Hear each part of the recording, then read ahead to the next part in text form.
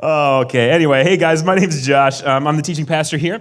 And one thing before we get started here, part of our Love No Matter What initiative is that we do lots of things for people in this city. Whenever we see a need, we want to fill that need with the love of Jesus. And so one of the things, Steve just talked about something that you can do as a part of that. Here's another thing.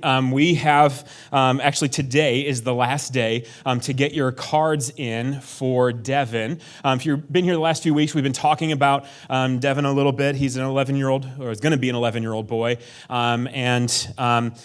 Because his birthday's later in the summer and because he has special needs, he has a hard time getting people to show up to his birthday. And so what we wanted to do, when Kat heard about this, she had this great idea. We're all going to get Devin a birthday card.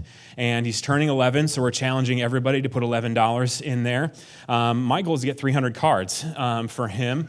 And we will have, there's a basket out on the welcome table out in the lobby there. We will have that there until 12:30 or 12:40. Let's do this, 12:45 today. So if you need to run out and get a card still, don't worry about it. We'll have that out until 12:45 today. That will be the cutoff time for that. If you've already brought a card, good job. Okay, if you are new here, something that you need to know is that we are in the middle of a series that we're calling Heart for the House. Heart for the House. We have two goals with this series. The first one is to get a weekly reminder during the series that this place is a house. It is the place that a family meets. It is a place where people aspire to be open and warm and welcoming. We aspire to be the kind of place that you can walk in those doors and make a meaningful relationship.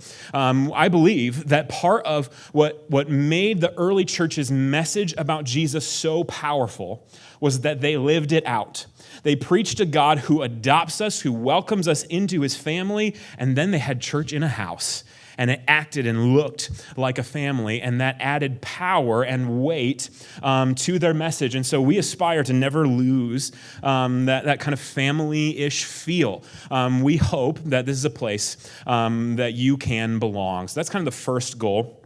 The second goal was this, that if this is a house and you have a heart for this house, and you have a heart for the community that meets here, maybe if you have a heart for the God who gathered us, then what we want to do for you is we want to empower you, embolden you, inspire you to take the next step in showing that heart. So last week, we talked about if you have a heart for God, if you love God, we talked about taking the next step in your relationship with him, and we kind of had an idea that I hope empowered you to do that. The big idea last week was to seek God until you find him. No matter where you're at in your Christian walk, no matter how mature you are, if you're a baby Christian or a adult Christian, seeking God until you find him will always be the answer to growing more in that relationship with him. And so we hope that that idea empowered you to push further into him. Today, we're going to kind of switch. We're going to stop talking about God so much. Wow, that sounds weird to say that on stage. We're going to move. We're going to transition from thinking about how do we pursue God now to how do we care and love for and serve his people. And so we're transitioning from kind of up there to down here. And by down here, I mean right here. We're talking about how to love and serve this community. If we are a house and we are a family, then we got chores. So who's excited? I hate chores. Anyway. But here's the big idea that I hope kind of empowers us to take the next step in this. I believe, and I think if you read the Bible, what you'll see is that God is a God of more. He is a God of more. God is constantly showing up, entering people's lives, and changing it for the good. God is always bringing more and more for his people. One of my favorite examples of this is the story of Abraham. Many of you know Abraham was the name that he got later in life. Abraham means the father of multitudes. God showed up in his life before he was called Abraham and said, I'm changing your name, bro.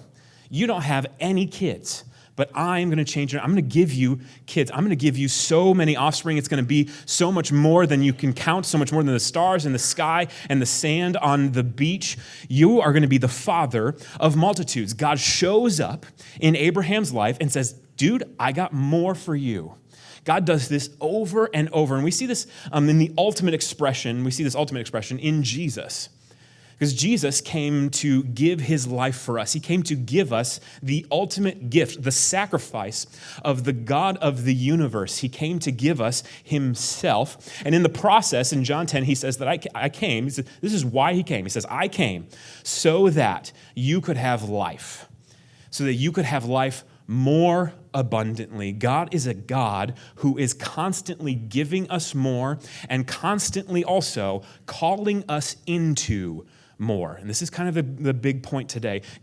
He is a God of more, but what that means is he's always calling us to take another step into the more that he has. In Christianity, we call this idea sanctification. It's the idea that you would grow more and more to look like God. You would look more like Jesus. You become more and more a mirror of what he is. Your life looks more and more like his. And as we push into that, as we take steps in sanctification, as we grow, we get a lot more. Our potential for impact for the kingdom grows. The more we look like him, the more potential we have to make a huge impact for him here in this world. Also, the more we look like him, the more love we receive. The more time you spend with God, the more he's going to love on you. I mean, it's all about opportunity. It's not that he loves you more than somebody else. It's just that you're sitting in it longer. The more you grow with him, the more you receive. And so this is the big idea. God is a God of more. But because he's a God of more, he's constantly pulling us, calling us, empowering us to push further, to take another step, to grow more, to grow more into that more. Yeah, that wasn't the best way to say that. Anyway, you get what I'm trying to say. God is trying to empower us for the more that he has for us. And so what we're talking about today is serving this community. And what I got to believe is that if God is a God of more, then he has more for you here. He has more for you here and now in this moment, but also in this community. And as we love on and care for and serve the people in this room, I think that we step into the more that he has for us. I want to share a story with you from the scriptures. We're going to be in Judges chapter 6. If you brought your Bibles, you can turn to Judges chapter 6. When's the last time you heard a sermon from Judges? Probably never. It's going to be fun. I'm super excited. This is one of my favorite stories in the scripture. It's my favorite story, one of my favorite stories in the scripture, because it's a story about a guy who was less. And he lived his life as if he was less. And then in the midst of this life that he was living, the comet, the meteor of God's love crashes into his life and gives him so much more. God calls this man, who we're going to see in a second, calls him into more. And I want to share this story with you because it's going to show how it is that God calls us into this more. How does God call you to take another step? That's the question that this story answers. And so we're going to be in Judges chapter 6, and we're going to pick this up in verse 11. I'm going to read this first verse, and then we're going to kind of explain it because it needs a lot of explaining. Here's verse 11. Now the angel of the Lord came and sat under the terebinth at Ophrah, which belonged to Joash the Abiezrite, while his son Gideon was beating out the wheat in the winepress to hide it from the Midianites. Okay, lots of characters, lots of names, lots of places, lots of things going on in this verse that if you don't know what's going on, it's kind of like, what? This is like stepping into somebody else's life and being like, why does it look like this? Have you ever had culture shock? Sometimes reading Bible stories kind of feels like this. So let me kind of give you the foundation to understand the story. See, the people of God used to be slaves in Egypt, remember? And through the Exodus, if you've seen The Prince of Egypt, or what was that, was it called The Ten Commandments with the Heston guy? Anyway, if you've seen that movie, you've seen the story of the Exodus in which God saved his people and pulled them out of Egypt. He called them out of something and into something else. This is a theme in Israel's history. And basically, they come out of Egypt and then they wander in the wilderness for 40 years, and then God calls them again into something different. And so they conquer this land. They called it the Promised Land because that was the land that God promised that they would have. They conquer it, and they live there. And then after that time, there's this season in the history of Israel that is really rough. Because they've fought all of these battles and they've conquered all of this land, their warriors are tired. Because they don't have like a central government, there's not like a central leader anymore. And to make matters worse, they've stopped following the God who saved them. And when they did that, this season in which Israel finds themselves in the book of Judges is a season in which there's a cycle. They follow God, and then they don't follow God, and then somebody comes and takes them captive. Life stinks. They cry out to God. God saves them. They follow God, then they don't follow God. And they repeat this cycle over and over for like 400 years. And when you read it, you're kind of like, man, do you guys learn anything? And then you're like, oh, wait, I don't learn anything, so that makes sense. It's a picture of my life. So this is kind of the season that this story begins in. The people of God had followed God, then they stopped. And because of that, another people have come and kind of, haven't quite taken them over, but they're oppressing them. And here's how the Midianites, which was a country to the east of Israel, here's how they oppressed Israel. Basically, the Midianites, for 9 or so months out of the year, would sit on their porches and sit there and really enjoy sitting there. And they would sit there some more. And then, it sounds like a nice schedule, right? Like you just you wake up, it was like vacation for them, 9 months out of the year. Then they worked for 3 months out of the year, and this is the work that they did. They would go at harvest time into Israel and steal all of the food. So they would basically get all this huge army together because Israel didn't really quite have a centralized army because God had kind of taken his protection off of them. Midian walks in, steals all the food, and then leaves, and then starts another 9 months of just sitting there and having a nice vacation.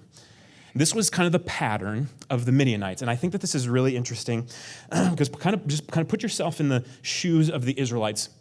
You work all year to grow these crops, to raise these animals, to provide, hopefully, for you and your family, and then somebody comes and takes it. Somebody comes and steals it. And not only do you have this worry, how do I feed my family now, but how do I feed my family for the next 9 months? Till the next harvest. This food was supposed to last me for a year. The Bible uses the word oppression for this. It has a lot of spiritual significance because sometimes in our lives we get to a point in which we have grown a lot, in which we've begun to bear fruit for Jesus, and all of a sudden what happens is, man, you just get kind of like a spiritual attack. Like something comes and the word is oppression, steals your joy, steals your peace, that takes the form of shame or anxiety, or fear, or bitterness, or rage, or unforgiveness. Sometimes we find ourselves in a season in which we are being oppressed, and sometimes it's our own fault, sometimes it's something spiritual, but this is the season that God chooses to move. It's now. He chooses in that season to step in and do something different. And this is what he does. He comes up to Gideon. It says, while his son Gideon, that's Joash's son, Gideon, was beating out the wheat in the winepress to hide it from the Midianites. You got to understand what Gideon's doing here. Back then, they didn't just go to Walmart and get wheat, or order it on Amazon and UPS delivers it in 2 days. I don't know how they lived, but that's not how it worked. So what they did is they would raise they grew the wheat, and then when it came time to harvest, they would take the heads of the wheat and they put them in a bowl. And basically they eat a bunch of them in this bowl, and what you do is you take the bowl and you throw it up in the air like this. And then you catch it again as it comes down. And the action of the wheat hitting the bowl separates the wheat from the chaff, is the kind of the biblical word. The chaff is this kind of hard kernel. Have you ever been to the movies and you ate movie popcorn and then you had to spend the rest of the day, like the next 8 hours, picking it out of your teeth? You're just kind of like the whole way home. You're like, where is that? Have you ever seen people doing that? And if that's just me, that's fine. But sometimes when you eat popcorn, you get the kernel in your teeth. That's kind of the same thing with wheat. There was this hard external shell that you didn't want to eat. It wasn't the best part. And so what they would do is they'd separate the wheat from the chaff. Now, when you did that, what you ideally would do is you'd stand on a hilltop where you got a good breeze. Because as you throw the wheat up into the air, the chaff, which is much lighter than the wheat, would get blown away by the wind, and only the wheat would fall back in your bowl. And that's kind of what Gideon is doing here, but he's not doing it in the right place. And if you understand what's going on in the history of Israel right now, you understand why. He's hiding in a wine press. He's not doing it on a hilltop out in the open. He's hiding in a wine press. And here's the reason. Sometimes when you do that, if you're doing a lot at a time, you get a whole trail of chaff that kind of just blows away. And if you, from maybe even miles away, depending on how much view you had, you could see the places where people were doing this. And so the Midianites would come into the land, and they look for these kind of clouds of chaff, and they basically would follow them to find the storage of where you were keeping the grain, and they go and they steal it. So Gideon here, in order to hide it from the Midianites, is doing this inside of a wine press. A wine press is not very big. Gideon is probably cramped inside of this kind of box almost, kind of just throwing up the wheat a little bit, just trying to do this, and he's very... I think he's cranky, and we're going to see why I think that, but you can kind of understand that. Here he is, reduced to the humiliating work of having to hide this wheat from the oppressors. And this work is hard because he's crouched down, he's trying to get this stuff to separate so that he can provide for his family, and he's sitting there and he's crouched down. And what's really interesting about his position in this wine press is that it's a great picture for his life. He's hiding, he's avoiding, he's trying to protect this little bit that he has. His life is about less. The word that dominates his life is least, less, scarcity, not enough. And it is in this moment that God chooses to call him into something more. Do you want to know how he does that? This is how God calls Gideon into something more. The angel of the Lord appeared to him and said to him, "The Lord is with you, O mighty man of valor." That's it. Gideon's hiding, cowering in a wine press, hiding his food, holding on to the little that he has. He's literally avoiding being seen so that he doesn't have to fight anybody. And God comes up to him and he says, "Greetings, O mighty man of valor. The Lord is with you."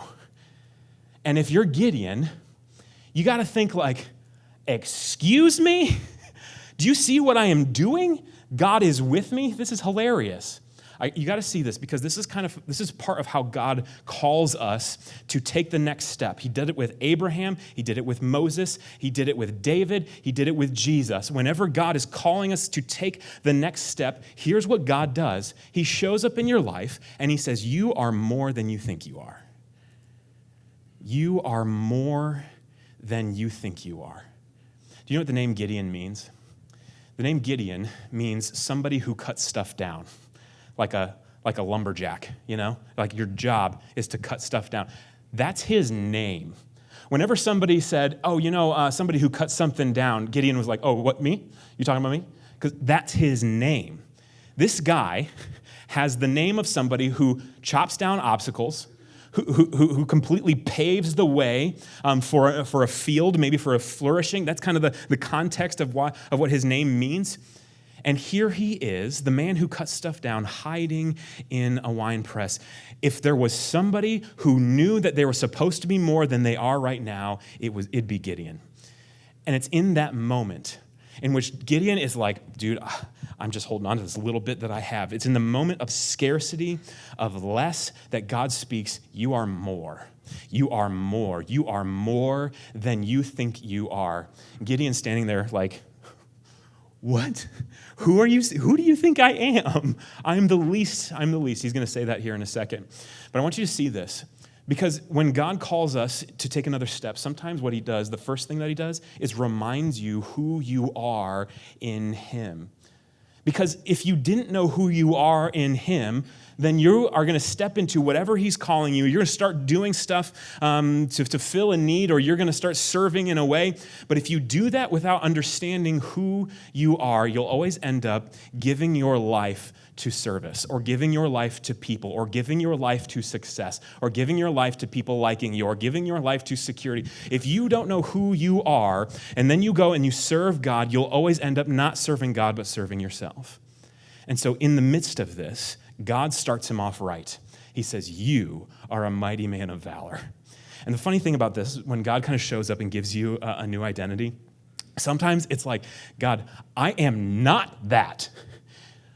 But the cool thing about Gideon is that God is going to use him to deliver the people of Israel. What Gideon does is going to free his people and lead to their flourishing. His name is intimately connected with what he is going to do. Who God says he is exactly what he is about to do. Sometimes when God gives you a new identity, when he speaks a word into your heart of who you are, maybe it's that you're his son or his daughter. Maybe it's that you're the kind of person that is going to speak encouragement into other people's lives. Sometimes God tells you who you are and reminds you who you are, and you got to know that he's calling you to something. When that happens, you got to know God is calling you to take the next step into something else. Has God given you a new identity? And if so, know this: God is a God of more. He's got something more for you. He doesn't just do things to just do things. He does things to give you more. There is more for you. If you're Gideon, you like that God thinks that you're a man of valor. If you like that, like even more what he's about to do through you. Because Gideon's here saying, I don't know who I am, and God says, you're a mighty man of valor, and then he's going to use him to deliver his people. That's enough about identity. I hit that. That's a dead horse, and I just beat it a bunch of times. Here we go. So that was the first exchange that God has with him. Gideon's like doing this thing. He's doing his thing in the wine press, and God says, you're a mighty man of valor. When God is calling us, he always starts by reminding us of our identity in him. Here's verse 13. Gideon responds. He says, please, my Lord, if the Lord was with us, why then has all of this happened to us? And where are all his wonderful deeds that our fathers recounted to us, saying, did not the Lord bring us up out of Egypt? But now the Lord has forsaken us and given us into the hand of Midian. You got to see what's in Gideon's heart. Jesus said, out of the heart, the mouth speaks. God shows up to Gideon and he gives him a compliment. He says something nice to him. And Gideon's response is, God has left us. Like, how can you say God is with me? He's instantly against that compliment, which here's what that tells me. Gideon had a passion. He had an anger. He had a fury for the problem that was happening to his people. It was bubbling right beneath the surface, because the only reason when somebody gives you a compliment, do you spew that out, is if it's already foaming and bubbling underneath the surface in your heart. Gideon has a burden on his heart for the plight of his people. Have you ever had that moment where you looked around and you thought, this is a problem and nobody else sees it? This happens to a guy named Nehemiah later in the history of God's people. Nehemiah has this cushy job. He's got all the fancy things. He wears the fancy clothes. He has the fancy desserts. He's serving the king of Persia, the world power at the time. He's got this cushy job. And then all of a sudden, somebody says, hey, Nehemiah, the walls in Jerusalem, they've been broken down. And Nehemiah, in the midst of his cushy job, in the midst of serving the king, breaks down. It says that he cried for days. He couldn't shake this burden, this passion, this feeling. His heart was broken for the plight of his people. Sometimes, when God is calling us into something more, here's how he does it. He gives you a burden. He shows you a problem that sometimes only you see. And here's why he shows you that problem. Gideon says, God, there's a problem. Here's God's response. Verse 14, and the Lord turned to him and said, go. Gideon's like, dang it. Go in this might of yours and save Israel from the hand of Midian. Do I not send you? Gideon says, God, there is a problem here. And God says, yeah, you're going to fix it. Dang it. It is so much more fun to just think that there's problems. It's so much more fun to be complaining, you know? Like, it's so much more fun to be like, you guys are failing in this way, in this way, in this way, in this way. That's an easy job, right? Sometimes when God is calling you into something more, the way he does it is by showing you a problem, giving you a burden, a passion in your heart. What are you passionate about? Like, do you see something in the church, in the world, in your family, in your job? Do you see something that is missing? Do you see something that you want? Do you see a need that maybe God is calling you to fill?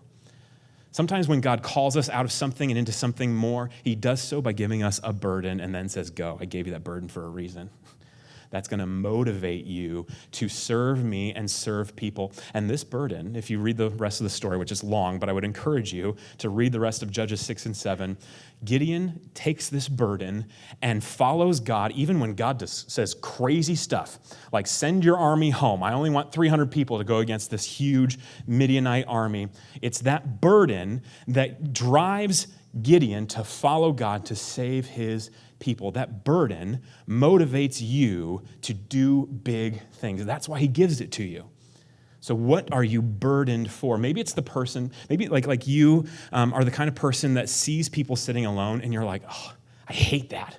I hate it when people sit alone. As an introvert, I'm doing that on purpose. But there are people who are very empathic who are like, nobody should go to church alone. Hey, you know what? Maybe God's calling you to sit next to somebody. Maybe you're the kind of person who's like, you know what, when people have babies, we've got to give them some food. I've had 6 babies, and I've got to get them some food so that they don't have to cook. Maybe God's saying, hey, that's your job now. Guess what? Yay. And maybe you're like, dang it, because that's what I would do. But anyway, sometimes when God calls you, he gives you a burden and then sends you. He says, go. So we've seen God reminds you of your identity when he's calling you. He gives you a burden when he's calling you. Here's the last one that we're going to talk about today. He said to him, please, Lord, how? Gideon says, God, how? How can I save Israel? Behold, my clan is the weakest in Manasseh, and I am the least in my father's house. You see how his life is dominated by this word less. He is the least. His whole life, his brothers got the blessings. His brothers got the best jobs. They got the best cattle. They got the best wives. They got the best placements in the house as far as their positions. Everybody else gets more than Gideon. And the thing that has become solidified in his life is the idea that I am the least. I have less. And it's in that moment that God says, hey, guess what? I got more for you. And then Gideon's response is this, and it's so relatable. He says, how am I going to do this? Sometimes when God calls you to take another step, to push into serving the people around you, you think, how do you think I'm going to do that, God? Have you seen my calendar, God? Where am I going to schedule this? You know?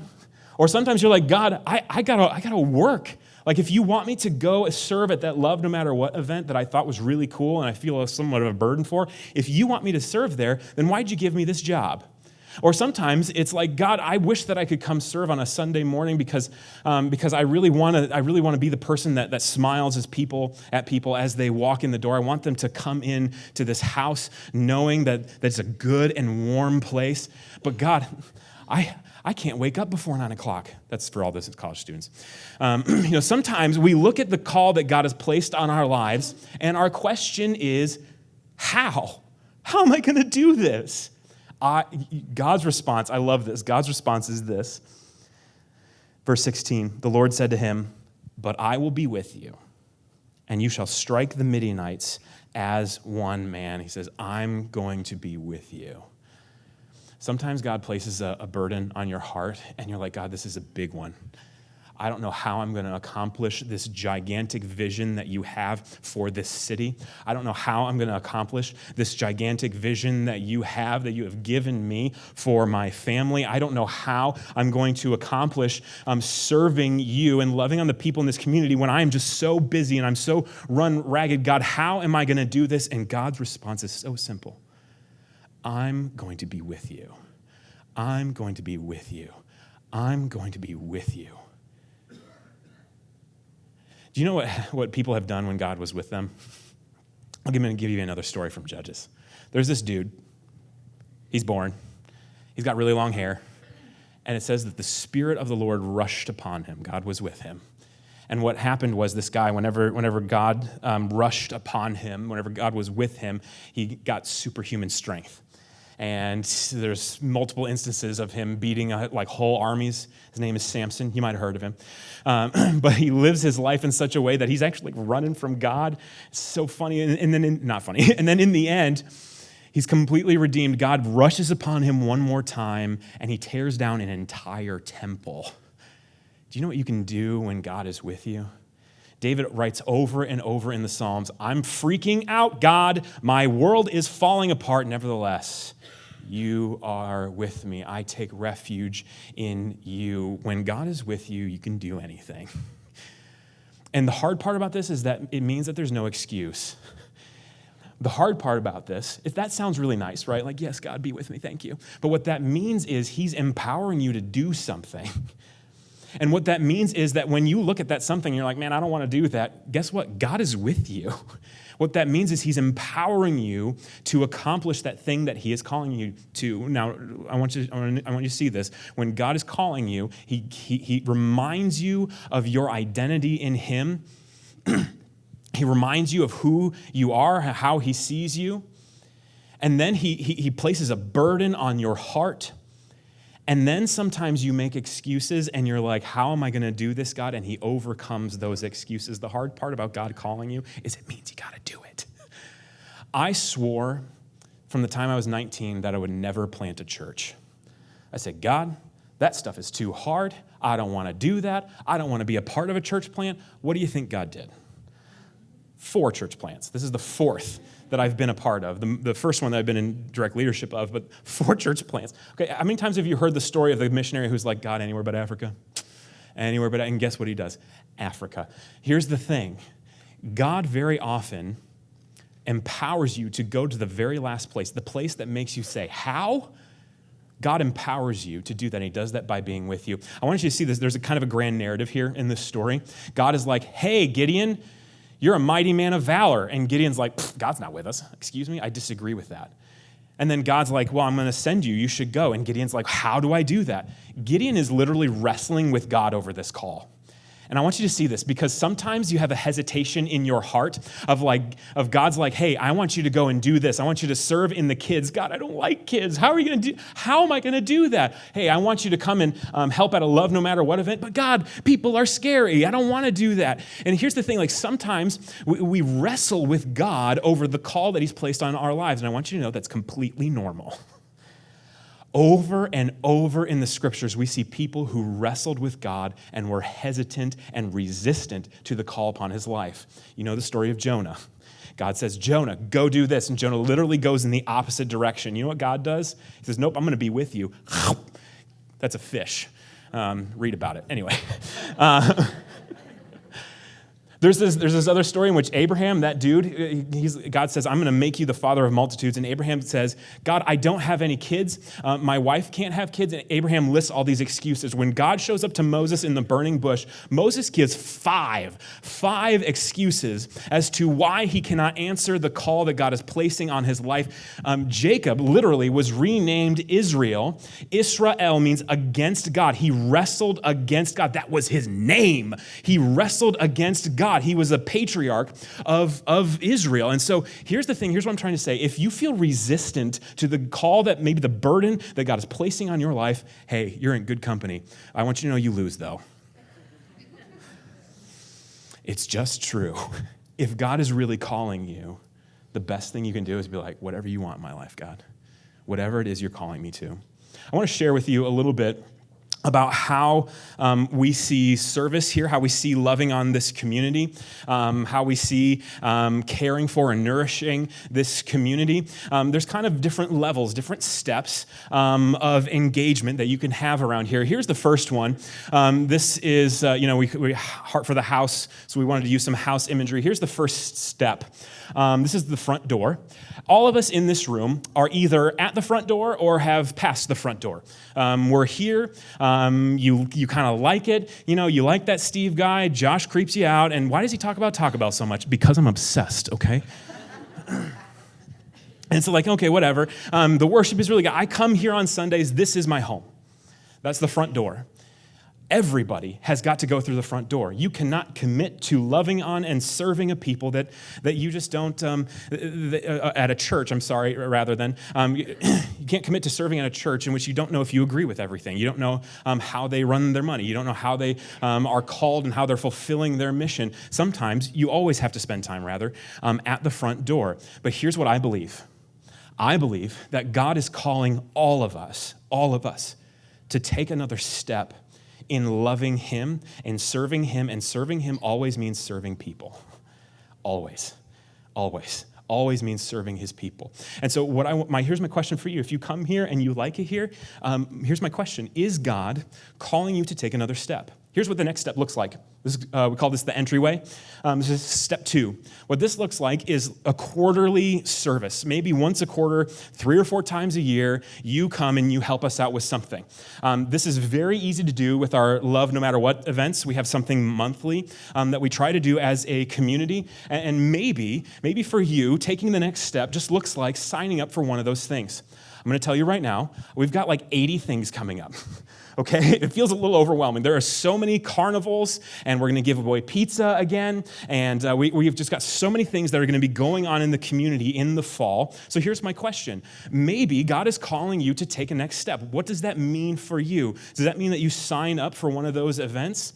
Does that mean that you, what does it look like for your life to take this next step? Here's the third one. This is step 3 in the living room. Instead of serving quarterly, now you've committed more of your time and talent to serving God here. This is a monthly service. Did you know you can be on a monthly rotation for a lot of the things that happen on a Sunday morning? You can be on a monthly rotation to serve in the kids. You can be on a monthly rotation to serve as a greeter. You can be on a monthly rotation to kind of serve with the slides or with the sound. We'll train you, all this fun stuff. You can serve in a monthly way. Maybe God's saying, hey, bro, I'm calling you to serve me just one step more. Maybe God, actually, I'm going to pose it this way. Is God putting something on your heart, a ministry here in this church that you can serve in this way, a monthly way? Here's another one. This is the dining room. Sometimes you go in the dining room, or sometimes you go into somebody's house and you're in the living room and you play like apples to apples, or something fun like that, or the adult version of that. But anyway, then you go to the dining room. And no, go back to the dining room and you eat, you hang out, and it's super fun. That's kind of like another level, another step into the community. And what this is it's a bi-weekly service. A lot of our volunteers are at this level. They've been serving every other week faithfully for a very, very long time. There's actually one person who has served every week for a very long time, and oh no, she wasn't in last service. I don't think she's here today. You guys, I don't know if you know Kathleen. Kathleen, not Kathleen, the worship leader. Kathleen, is she in here? She was. She left. I knew it. She gets here at 7:30 every morning and starts making the coffee. And she's got knee problems and hip problems, and you've seen her carrying the coffee. And she does this every Sunday morning so that we can all go. Have you had coffee here? Raise your hand if you've had coffee. Kathleen has blessed your life. Okay? She's the best, and she does it with a smile on her face every single time. This is what that kind of level looks like. Step 4, you're kind of in the dining room. Here's the last one, the kitchen. You know that you belong to a place when you can walk into the fridge and just pull out whatever you want, right? Like that's why it's step 5, and it's the best step because that's where the food is. You know what I mean? And so here's the thing. Step 5 looks like leadership around here. Maybe you lead a life group. Maybe you lead the greeting team. Maybe you take up some leadership in the kids area. Maybe we're starting this connection team of people who are going to meet with new people, who want to make sure that people who walk in the doors here feel like they belong. Maybe you want to step into leadership in that way. That's kind of the 5 levels of how we see that. And I wonder, is God calling you to take another step? Has he reminded you of your identity? Do you feel resistant to maybe taking this step? Because maybe that means God's placing a burden on your heart. What does it look like for you to take another step in belonging and serving and loving on this church? So what level do you think you're at? Are you at the front door? Are you at the entryway? Are you in the living room, the dining room, or the kitchen? How often, what does your commitment look like to serving and loving on the people in this community? And is God calling you to take one more step? Here's what I'd like you to do. This is my challenge for today, is to think about, consider, no, just do it. Sign up for whatever that next level is. We have signups out in the lobby for you to sign up for whatever kind of the next step is for you. We'll have Dave and Lori out there, and you can see them, and they can help kind of counsel you how to like maybe take that next step. There's also sign-up sheets on the welcome table. You can go out there and just kind of fill that out for whatever level of commitment you want. And then my promise to you is that this week we'll reach out to you and we'll figure out how to help you take that next step. Here's one final way to do it. You can text your name and whatever that next step is to the number on the screen there, 419-318-3442. We'll leave that slide up for you. That's going to be it for us today, guys. We're going to kind of close out the service this way because we want to empower you to just go, take that next step. That's what God said to Gideon. Gideon said, there's a problem, God. And you know what God said? Go. So I want to empower you to be able to do that. Let's close this service in prayer. Father, we thank you that you are a good God. We thank you that you see more in us than we see in ourselves. We thank you that because you made us for more and meant us for more, you move us into more. We thank you that the way that you do that is by placing a burden on our hearts, something that we throb for to see fulfilled here in this world. God, would you just continue to weigh our hearts down to fix the problems that are in this world? God, we also thank you that you are a God who equips us with your presence. You are with us as we go. And so, Father, would you call everyone individually, every single person in the chairs here, into the more that you have for them? We pray these things in your name, knowing that you are a good God and you will deliver. We love you, Jesus. And it's in your name we pray. Amen.